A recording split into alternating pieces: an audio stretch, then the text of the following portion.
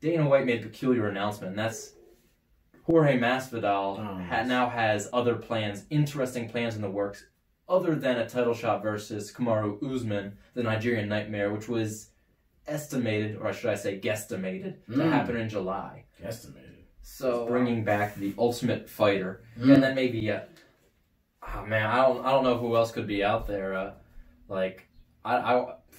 Nick Diaz is a name I've seen tossed around. Colby Covington, how did that not come to me sooner? Colby Covington, the Ultimate Fighter, I couldn't really think. And they would better. totally do that. And I'm not totally sold on the fact that they're not cool with each other.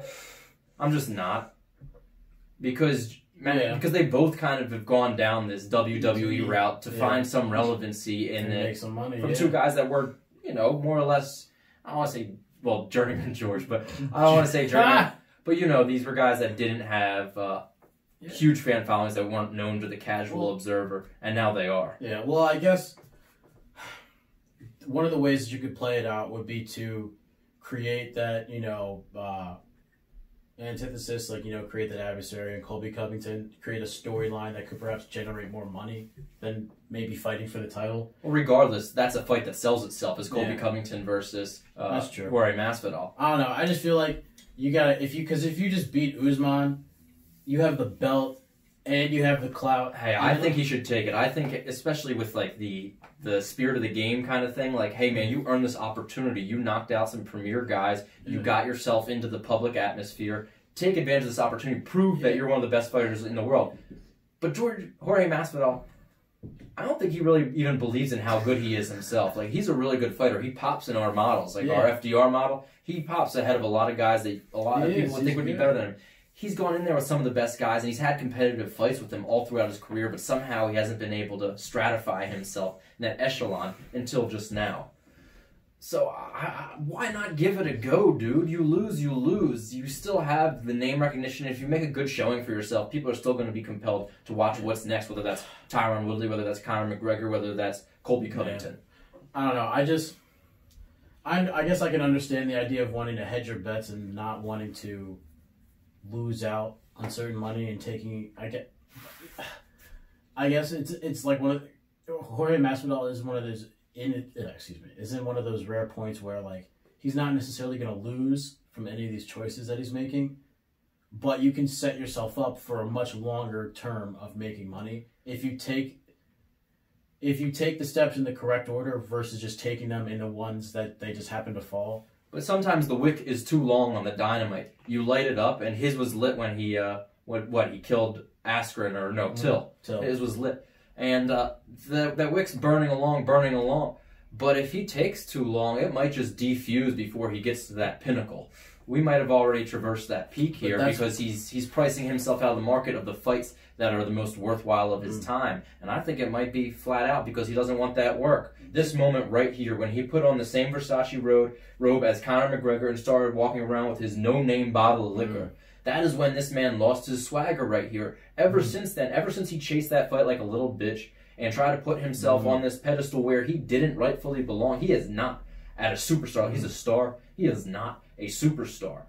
And so his chance was to sell a good pay-per-view against Kamaru Usman and have a chance to take down the king. That Conor McGregor fight is ephemeral. That's not necessarily a reality. That's not something he can bank on. And like I said, the wick might just be too long, and we might not get the bang with Jorge Masvidal. Yeah, one of the things that is so important is, especially you got to recognize in the UFC as a fighter, your value is really, really tied to where you are in the division. And unless you are pulling in money, Jorge, he's cool. He's not Conor. He's not pulling in the bread. Yeah. But what does give him clout is having the belt. And what it does is it gives you that chance to that the belt is the placeholder of relevance, regardless of what's happening. That's how Conor got the chance to go to fight at 170 and go do dumb shit because he had a belt at a different weight class. So regardless of if he lost, he was relevant. He lost to Nate Diaz and goes and beats Eddie Alvarez. True. True. No, I see your point, and well, man, gold is better than silver, and he has an opportunity at gold, and it's kind of he's missing the point here, though. This is why he's been in the game for this long, is to try to get to this point, and now that he's gotten a taste of stardom, he's afraid that that son is going to get blocked out by a Nigerian nightmare. That's what it comes down to. He's like, man, I don't want to lose this. Yeah. And Kamaru Usman is a dominant, bad man. And he recognizes that that's a risk that could just take the shine off him, because he might not just get beat in that fight. He might get whooped. Well, Diaz Smart is knowing you're never going to win a belt and leveraging your worth. But even, I think he knows that, though. I think he's good enough to win a belt. Well, I do. No, I think he's good enough, but I'm not sure. He thinks that he's good enough. Not just that, but being good enough to win a belt and being good enough to win a belt right now against Kamaru Usman are two different things. If there was a Robbie Lawler still at the top of that chain, I think that's a winnable fight, even when Robbie was in his heyday. It's a more favorable matchup for him. But Kamaru Usman, this is a big 170-pounder with a lot of grappling ability, who's very strong and doesn't get tired. And I think Jorge Masvidal at this point in his career doesn't want a grinding fight that's going to exhaust him and leave him busted and bruised. I don't know, man. I feel like that's the top. Like, if you, like, at this point, like, if that's the fight you get and you fucking do it, and it's like, word, like, it's one of those points, especially if you can really put a definitive statement on it.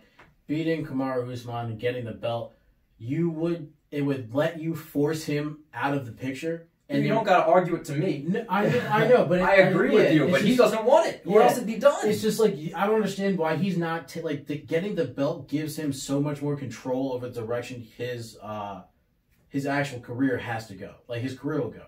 If he goes after Conor, he loses to Conor. There's nothing. There's nothing. You're just a footnote. Scraptitude is a partner of the Pub Square, a platform dedicated to elevating original content and perspectives. For the entire database of the Pub Square's content, visit risingyourminds.com. If you want to join the Scraptitude community, follow us on Instagram and Twitter at Scraptitude, or subscribe to our YouTube account, Scraptitude Philly. If you enjoy this podcast, please take the time to subscribe, rate, and review. Thanks.